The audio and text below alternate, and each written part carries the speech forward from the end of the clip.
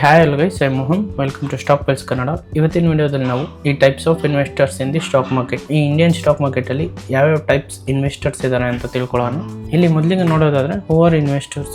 Individuals or institutions who buy shares. ಇಲ್ಲಿ ನಮಗೆ individuals ಆದರೂ ಆಗಿರ್ಬೋದು, ಅಂದರೆ ರಿಟೇಲರ್ಸು, ಅಥವಾ ಇನ್ಸ್ಟಿಟ್ಯೂಷನ್ಸ್ಗಳಾದರೂ ಆಗಿರ್ಬೋದು, ಯಾರು ಕಂಪ್ನಿದು ಶೇರ್ಸ್ಗಳನ್ನ ಬೈ ಆ್ಯಂಡ್ ಸೆಲ್ ಮಾಡ್ತಾರೆ ಅವರು investors. Invest money to earn returns. ಇವಾಗ ನಾವು ಲಾಸ್ಟ್ ವಿಡಿಯೋದಲ್ಲಿ ನೋಡ್ದಂಗೆ ನಮ್ಮ ಹತ್ರ ಏನಿರುತ್ತೆ ಅದು ಅಮೌಂಟ್ಗಳನ್ನ ಒಂದು ಸೇವಿಂಗ್ಸಲ್ಲಿ ಇಡ್ತೀವಿ, ಅಥವಾ ಆರ್ ಡಿಲಿ ಇಡ್ತೀವಿ, ಗೋಲ್ಡ್ ತೊಗೋತೀವಿ, ಲ್ಯಾಂಡ್ ತೊಗೋತೀವಿ. ಎಂಡ್ ಆಫ್ ದಿ ಡೇ ಅದರಿಂದ ನಮಗೆ ರಿಟರ್ನ್ಸ್ ಏನು ಸಿಗುತ್ತೆ, ಎಷ್ಟು ಪರ್ಸೆಂಟೇಜಲ್ಲಿ ಸಿಗುತ್ತೆ, ಇದ್ರ ಕ್ಯಾಲ್ಕುಲೇಷನ್ ಮೇಲೆ ನಾವು ಅಮೌಂಟ್ಗಳನ್ನ ಇನ್ವೆಸ್ಟ್ಮೆಂಟ್ ಮಾಡ್ತೀವಿ. Next participant in market growth. ಅಂದರೆ ಮಾರ್ಕೆಟ್ ಯಾವಾಗೆಲ್ಲ ಮೇಲೆ ಹೋಗುತ್ತೆ ಅವಾಗ ಇನ್ವೆಸ್ಟರ್ಸ್ದು ಮನಿ ಏನಿರುತ್ತೆ ಅದನ್ನು ಗ್ರೋ ಆಗುತ್ತೆ. ಒಂದು ಇನ್ವೆಸ್ಟರ್ಸ್ದು ವೆಲ್ತನ್ನು ಗ್ರೋ ಆಗುತ್ತೆ, ಅದ್ರ ಜೊತೆ ಸ್ಟಾಕ್ ಮಾರ್ಕೆಟನ್ನು ಗ್ರೋ ಆಗುತ್ತೆ. ಇದು ಸ್ಟಾಕ್ ಮಾರ್ಕೆಟ್ ಗ್ರೋ ಆಗೋದ್ರಿಂದ ನಮ್ಮ ಇಂಡಿಯನ್ ಎಕನಾಮಿ ಚೆನ್ನಾಗಿರುತ್ತೆ. ಅದೇ ರೀತಿ ಇನ್ವೆಸ್ಟರ್ಸ್ದು ಅವ್ರದ್ದು ಪೋರ್ಟ್ಫೋಲಿಯೋ ಆಗಲಿ, ಅವ್ರದ್ದು ಇನ್ವೆಸ್ಟ್ಮೆಂಟ್ ಅಮೌಂಟ್ ಆಗಲಿ, ಇದು ಲಾಂಗ್ ಟರ್ಮಲ್ಲಿ ಅವ್ರದ್ದು ಅಮೌಂಟನ್ನು ಗ್ರೋ ಆಗುತ್ತೆ. 3 ಟೈಪ್ಸ್ ಆಫ್ ಇನ್ವೆಸ್ಟರ್ಸ್ ಇದ್ದಾರೆ ನಮ್ಮ ಇಂಡಿಯನ್ ಮಾರ್ಕೆಟ್ನಲ್ಲಿ: FIIs, DII ಆ್ಯಂಡ್ ರಿಟೇಲರ್ಸು. ಇಲ್ಲಿ FII ಅಂದರೆ foreign institutional investors, foreign organisations investing in Indian market. Other countries ಯಾರು ಇರ್ತಾರೆ ಅವರು ನಮ್ಮ ಇಂಡಿಯನ್ ಮಾರ್ಕೆಟ್ಗೆ ಇನ್ವೆಸ್ಟ್ಮೆಂಟ್ ಮಾಡ್ತಾರೆ, ಟ್ರೇಡ್ ಮಾಡ್ತಾರೆ. ಇವರು ಬ್ರಿಂಗ್ ಲಾರ್ಜ್ ಕ್ಯಾಪಿಟಲ್. ಇವ್ರ ಹತ್ರ 1000 ಕೋಟಿ ಗಟ್ಟಲೆ ದುಡ್ಡು ಇರುತ್ತೆ. ಇವ್ರಿಗೆ ಪ್ರತಿ ಕಂಟ್ರಿದು ಎಕನಾಮಿ ಹಿಂಗೆ ನಡೀತಾ ಇದೆ, ಯಾವ ಕಂಟ್ರಿಗೆ ಯಾವ ಟೈಮಲ್ಲಿ ಇನ್ವೆಸ್ಟ್ಮೆಂಟ್ ಮಾಡಬೇಕು ಅನ್ನೋದು ತುಂಬ ಕ್ಲಿಯರಾಗಿ ಗೊತ್ತಿರುತ್ತೆ. ಸೊ ಹಾಗಾಗಿ ನಾವು ಆ್ಯಸ್ ಅ ರಿಟೇಲರ್ ಇನ್ವೆಸ್ಟರ್ಸ್ ಆಗಿ FIಗಳನ್ನ ಫಾಲೋ ಮಾಡೋದು ಇಂಪಾರ್ಟೆಂಟ್ ಆಗುತ್ತೆ. Next influence market direction. ಅಂದರೆ ಒಂದು ಮಾರ್ಕೆಟ್ನ ಒಂದು ಕಡೆ ಡೈರೆಕ್ಷನಲ್ಲಿ ಸ್ಟಾಕ್ ಆಗಲಿ ಇಂಡೆಕ್ಸ್ ಆಗಲಿ ಒಂದು ಕಡೆ ತೊಗೊಂಡು ಹೋಗೋದ್ರಲ್ಲಿ ಇವ್ರದ್ದು ಪಾತ್ರ ತುಂಬ ಇರುತ್ತೆ. Next DII, domestic institutional investors. ನಮ್ಮ ಇಂಡಿಯನ್ ಮಾರ್ಕೆಟಲ್ಲಿರೋ ಇನ್ವೆಸ್ಟರ್ಸ್ ಇವರು. ಅಂದರೆ ಇಂಡಿಯನ್ ಇನ್ಸ್ಟಿಟ್ಯೂಷನಲ್ಸ್ ಅಂದರೆ ಲೈಕ್ LIC ಇದೆ, ನಮಗೆ HDFC ಬ್ಯಾಂಕ್ಸ್. ಇವ್ರ ಹತ್ರ ಹೆಂಗೆ ದುಡ್ಡುಗಳು ತುಂಬ ಇರುತ್ತೆ, ಹಿಂಗೆ ನಮಗೆ ಸೇವಿಂಗ್ಸ್ ಅಕೌಂಟಲ್ಲಿ 2.5%, FD 6% ಇನ್ವೆಸ್ಟರ್ಸ್ಗೆ ಕೊಡ್ತಾರೆ. ಅದನ್ನು ಈ ಬ್ಯಾಂಕ್ಗಳು ಪ್ರತಿದಿನ ಟ್ರೇಡ್ ಮಾಡಿ ಇನ್ವೆಸ್ಟ್ಮೆಂಟ್ಗಳು ಮಾಡಿ ಅದರಲ್ಲಿ ಬರೋ ರಿಟರ್ನ್ಸಲ್ಲಿ ಈ ಇನ್ವೆಸ್ಟರ್ಸ್ಗಳಿಗೆ ಇಷ್ಟು % ಇಂಟ್ರೆಸ್ಟ್ ಅಂತ ಕೊಡುತ್ತೆ. ನೆಕ್ಸ್ಟು ಇವರು ಪ್ರೊವೈಡ್ ಸ್ಟೆಬಿಲಿಟಿ. ಇವಾಗ ಕೆಲವೊಂದ್ಸತಿ FIಗಳು ಸೆಲ್ ಮಾಡ್ತಾ ಇರ್ತಾರೆ, ಸೊ ಮಾರ್ಕೆಟು ಫಾಲ್ ಆಗ್ತಾ ಇರುತ್ತೆ. ಈ ಟೈಮಲ್ಲಿ DIIಗಳು ಬೈ ಮಾಡ್ತಾರೆ. ಸೊ ಮಾರ್ಕೆಟ್ನ ಒಂದು ಕಡೆ ಸ್ಟೇಬಲ್ ಆಗಿ ಇಡೋದು. ಅಂದರೆ FIಗಳು ಸೆಲ್ಲೇ ಮಾಡ್ಕೊಂಡು ಹೋದಾಗ ಮಾರ್ಕೆಟು ಕ್ರ್ಯಾಶ್ ಆಗುತ್ತೆ, ಅವಾಗ ರಿಟೇಲರ್ಸ್ಗೆ ತುಂಬ ಹೊಡ್ತಾ ಬೀಳುತ್ತೆ. ಸೊ ಹಾಗಾಗಿ DIIಗಳು ಬೈ ಮಾಡ್ತಾ ಇರ್ತಾರೆ. ಅಂದರೆ ಮಾರ್ಕೆಟ್ದು ಸ್ಟೆಬಿಲಿಟಿನ ಒಂದು ಕಡೆ ಇಡೋದ್ರಲ್ಲಿ DIIಗಳದ್ದು ಪಾತ್ರ ತುಂಬ ಇರುತ್ತೆ. Balance FI activities. ಅಂದರೆ ಕೆಲವೊಂದ್ಸತಿ FIಗಳು ಸೆಲ್ ಮಾಡಿದಾಗ DIIಗಳು ಬೈ ಮಾಡೋದು, FIಗಳು ಬೈ ಮಾಡಿದಾಗ DIIಗಳು ಸೆಲ್ ಮಾಡೋದು.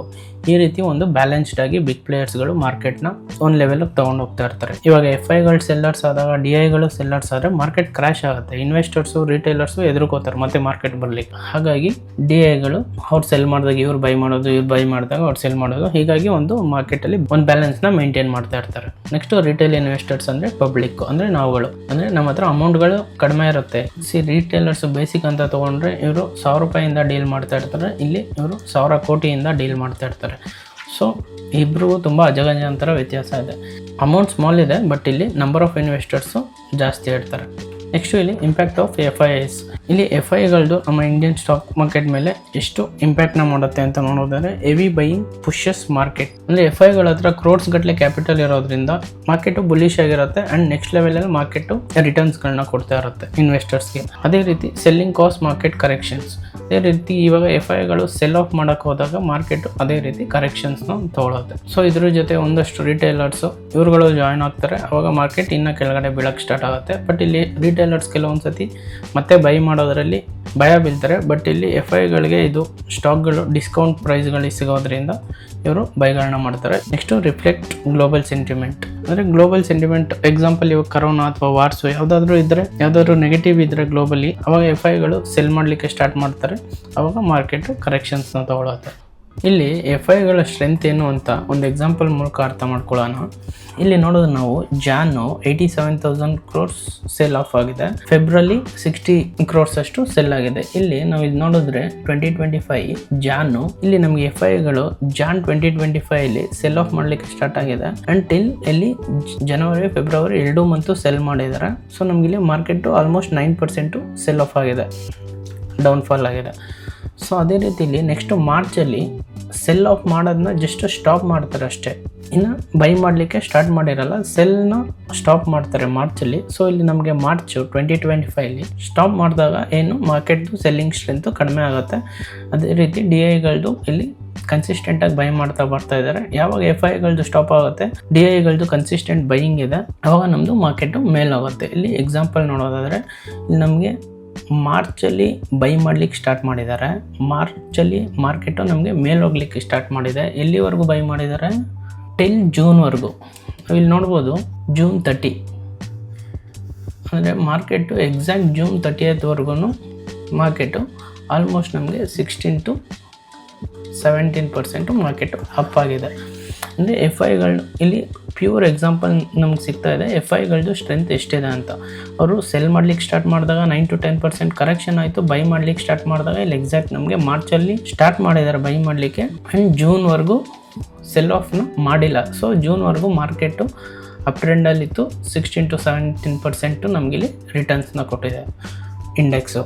ಸೊ ಅಗೇನ್ ಇಲ್ಲಿ ಜುಲೈಗೆ ಮಾರ್ಕೆಟ್ನ ಸೆಲ್ ಆಫ್ ಮಾಡ್ತಾರೆ 47,000 crores. ಇಲ್ಲಿ ಎಕ್ಸಾಕ್ಟ್ ಜುಲೈಯಿಂದ ಮತ್ತೆ ಮಾರ್ಕೆಟ್ ಬೀಳುತ್ತೆ. ಸೊ ಇದು FIಗಳಿಗಿರೋ ಸ್ಟ್ರೆಂತು.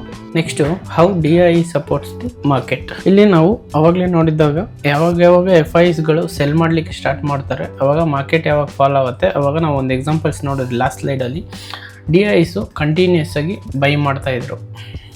ಸೊ ಆ ಕರೆಕ್ಷನ್ಸ್ ಮಾರ್ಕೆಟ್ ಏನಿದೆ ಅದನ್ನು ಸ್ಟೇಬಲ್ ಮಾಡಲಿಕ್ಕೆ ಅಥವಾ ಕಂಟ್ರೋಲ್ ಮಾಡಲಿಕ್ಕೆ DIಸ್ಗಳು ಕಂಟಿನ್ಯೂಸ್ ಆಗಿ ಬೈ ಮಾಡ್ತಾ ಇರ್ತಾರೆ. ಇದು ನಮ್ಮ ಇಂಡಿಯನ್ ಮಾರ್ಕೆಟ್ದು ಎಕನಾಮಿಗೆ ಒಂದು ಸಪೋರ್ಟಿವ್ ಸಿಸ್ಟಮ್ ಆಗಿ ಇರುತ್ತೆ. ಅದೇ ರೀತಿ ಲಾಂಗ್ ಟರ್ಮಲ್ಲಿ ಸ್ಟೇಬಲ್ ಆಗಿ ಮೇಂಟೈನ್ ಮಾಡ್ತಾರೆ. ಆ್ಯಂಡ್ ಇನ್ನೊಂದು ನೆನಪಿರಲಿ, ಇಲ್ಲಿ DIಗಳಿಗೆ ಅಮೌಂಟ್ಗಳು ಬರೋದು ಪಬ್ಲಿಕ್ಕಿಂದಾನೆ. ಅಂದರೆ ನಮ್ಮ ಈ ಮ್ಯೂಚುವಲ್ ಫಂಡ್ಸ್ ಏನಿದೆ ಇದನ್ನು ಈ ಮಾರ್ಕೆಟ್ ಬಗ್ಗೆ ಕ್ಲಿಯರಾಗಿ ಅರ್ಥ ಮಾಡ್ಕೊಳ್ದೇ ಇರೋರು, ಟೈಮ್ ಕೊಡೋಕ್ಕಾಗದೇ ಇರೋರು, ಇವರೆಲ್ಲ ಸೇಫರ್ ಸೈಡಲ್ಲಿ ಮ್ಯೂಚುವಲ್ ಫಂಡ್ಗೆ ಇನ್ವೆಸ್ಟ್ಮೆಂಟ್ ಮಾಡಿಬಿಡ್ತಾರೆ. ಈ ಮ್ಯೂಚುವಲ್ ಫಂಡ್ಗಳಲ್ಲಿ ಗಟ್ಟಲೆ ದುಡ್ಡು ಇರುತ್ತೆ. ಈ ಅಮೌಂಟ್ಗಳೇ ನಮಗೆ ಇಲ್ಲಿ ಮಾರ್ಕೆಟ್ನ FIಗಳ ಜೊತೆ ಫೈಟ್ ಮಾಡಲಿಕ್ಕೆ. ಸೊ ಮ್ಯೂಚುವಲ್ ಫಂಡಲ್ಲಿ ಯಾವಾಗ ಅಮೌಂಟ್ಗಳು ಜಾಸ್ತಿ ಇರುತ್ತೆ, ಪಬ್ಲಿಕ್ ಇನ್ವೆಸ್ಟರ್ಸ್ ಯಾವಾಗ ಇನ್ಕ್ರೀಸ್ ಆಗ್ತಾರೆ ಅವಾಗ DIಗಳು ಸ್ಟ್ರಾಂಗ್ ಆಗ್ತಾ ಬರ್ತಾರೆ. ಅವಾಗ FIಗಳಿಗೆ ಸ್ಟ್ರಾಂಗ್ ಆಗಿ ಫೈಟ್ನ ಮಾಡ್ತಾರೆ. ನೆಕ್ಸ್ಟ್ ಇಲ್ಲಿ ಬರೋದು retail investors. Small investment individually investments small ಇರುತ್ತೆ, ಅಂದರೆ 500, 1000 ಈ ರೀತಿ ಇವ್ರುಗಳು ಪರ್ಟಿಕ್ಯುಲರ್ ಸ್ಟಾಕ್ಸ್ಗಳನ್ನ ಅಥವಾ ಮ್ಯೂಚುವಲ್ ಫಂಡ್ನ ಬೈ ಆ್ಯಂಡ್ ಸೆಲ್ಲು ಮಾಡ್ತಾರೆ. ಅದೇ ರೀತಿ high in number but low in volume. ಅಂದರೆ ಇಲ್ಲಿ ರಿಟೇಲ್ ಇನ್ವೆಸ್ಟರ್ಸ್ ಜಾಸ್ತಿ ಇರ್ತಾರೆ, ಬಟ್ ಇನ್ವೆಸ್ಟ್ಮೆಂಟು ಕೆಲವೊಂದು ಸತಿ ಅಮೌಂಟ್ ಇದ್ದಾಗ ಬರ್ತಾರೆ, ಅಮೌಂಟ್ ಇಲ್ದಿದ್ದಾಗ ಸುಮ್ಮನೆ ಇರ್ತಾರೆ. ಆದರೆ FIಗಳು ಹಂಗಲ್ಲ, ಯಾವಾಗ ಪ್ರತಿದಿನ ಅವರು ಟ್ರೇಡ್ ಆಗಲಿ ಇನ್ವೆಸ್ಟ್ಮೆಂಟ್ ಆಗಲಿ ಮಾಡ್ತಾ ಇರ್ತಾರೆ. Next emotion driver behaviour. ಇಲ್ಲಿ ರಿಟೇಲರ್ಸ್ದು ಮೇನ್ ಪ್ರಾಬ್ಲಮ್ ಏನಂದರೆ ಇಲ್ಲಿ ಎಮೋಷನ್ಸು ಅವ್ರಿಗೆ ಪ್ರಾಬ್ಲಮ್ ಮಾಡ್ತಾ ಇರುತ್ತೆ. ಒಂದು 5K ಪ್ರಾಫಿಟ್ ಆದಾಗ ಖುಷಿ ಆಗೋದು, ಅದೇ ಒಂದು 5K ಲಾಸ್ ಆದಾಗ ಭಯದಲ್ಲಿ ಪ್ಯಾನಿಕ್ ಆಗಿ ಸೆಲ್ಲಿಂಗ್ ಮಾಡೋದು, ಈ ರೀತಿ ಎಮೋಷನ್ಸ್ಗಳು ತುಂಬ ಕಾಟ ಕೊಡ್ತಾ ಇರುತ್ತೆ. ಇಲ್ಲಿ ಒಂದಷ್ಟು ಸೈಕಾಲಜಿನೂ ರಿಟೇಲರ್ಸು ಫಿಕ್ಸ್ ಮಾಡ್ಕೋಬೇಕಾಗುತ್ತೆ. ಸೊ ಎಮೋಷನ್ಸ್ನ ಬಿಟ್ಟು ಮಾರ್ಕೆಟ್ನ ಪೊಟೆನ್ಷಿಯಲ್ ಅರ್ಥ ಮಾಡ್ಕೊಂಡು ಲಾಂಗ್ ಟರ್ಮ್ಗೆ ಇನ್ವೆಸ್ಟ್ಮೆಂಟ್ ಮಾಡಿದಾಗ ರಿಟೇಲರ್ಸು ಪ್ರಾಫಿಟಬಲ್ ಆಗಿರ್ತಾರೆ. ನಾನು ಚಿಕ್ಕದಾಗಿ ಸಮರಿ ನೋಡೋದಾದರೆ ನಮ್ಮ ಇಂಡಿಯನ್ ಮಾರ್ಕೆಟಲ್ಲಿ 3 types ಆಫ್ ಇನ್ವೆಸ್ಟರ್ಸ್ ಇದ್ದಾರೆ: FIಸು, DI ಆ್ಯಂಡ್ ರಿಟೇಲರ್ಸು. FI ಸಿಂಪಲಾಗಿ ಹೇಳ್ಬೇಕಂದ್ರೆ ಗ್ಲೋಬಲಿಂದ ಮನಿ ಬರೋದು, ನಮ್ಮ ಇಂಡಿಯನ್ ಮಾರ್ಕೆಟ್ಗೆ ಗ್ಲೋಬಲ್ ಇನ್ಸ್ಟಿಟ್ಯೂಷನ್ಸಿಂದ ದುಡ್ಡು ಬರೋವಂಥದ್ದು, ಟ್ರೇಡ್ ಆಗುವಂಥದ್ದು ಪ್ರತಿದಿನ. ಡೊಮೆಸ್ಟಿಕ್ ಅಂದರೆ ನಮ್ಮ ಇಂಡಿಯನ್ ಮನಿ ಏನಿದೆ LIC, ಬ್ಯಾಂಕ್ಸ್ಗಳು, ಈ ಬಿಗ್ ಇನ್ಸ್ಟಿಟ್ಯೂಷನ್ಸಿಂದ ಪ್ರತಿದಿನ ಟ್ರೇಡ್ ಆಗುವಂಥದ್ದು ಅಮೌಂಟ್ ಇದು. ರಿಟೇಲರ್ಸ್ ಅಂದರೆ ನಾವು ನೀವುಗಳು, ಅಂದರೆ ಇಂಡಿವಿಜುವಲ್ ಆಗಿ ಕನ್ಸಿಡರ್ ಮಾಡ್ತೀವಿ ರಿಟೇಲರ್ಸ್ನ. ಇವ್ರುಗಳಿಂದ ಪ್ರತಿದಿನ ಟ್ರೇಡ್ ಅಥವಾ ಇನ್ವೆಸ್ಟ್ಮೆಂಟ್ ಮಾಡುವಂಥದ್ದಾಗಿರುತ್ತೆ. ಇದಿಷ್ಟು ನಮ್ಮ ಇಂಡಿಯನ್ ಸ್ಟಾಕ್ ಮಾರ್ಕೆಟ್ನ ಟೈಪ್ಸ್ ಆಫ್ ಇನ್ವೆಸ್ಟರ್ಸ್ನ ಇನ್ಫಾರ್ಮೇಷನ್ ಆಗಿತ್ತು. ಈ ವಿಡಿಯೋ ಇಷ್ಟ ಆಗಿದ್ರೆ ಲೈಕ್ ಮಾಡಿ, ಶೇರ್ ಮಾಡಿ, ಆ್ಯಂಡ್ ನಮ್ಮ ಸ್ಟಾಕ್ ಪಲ್ಸ್ ಕನ್ನಡ ಚಾನಲ್ನ ಸಬ್ಸ್ಕ್ರೈಬ್ ಮಾಡಿ. Thank you so much.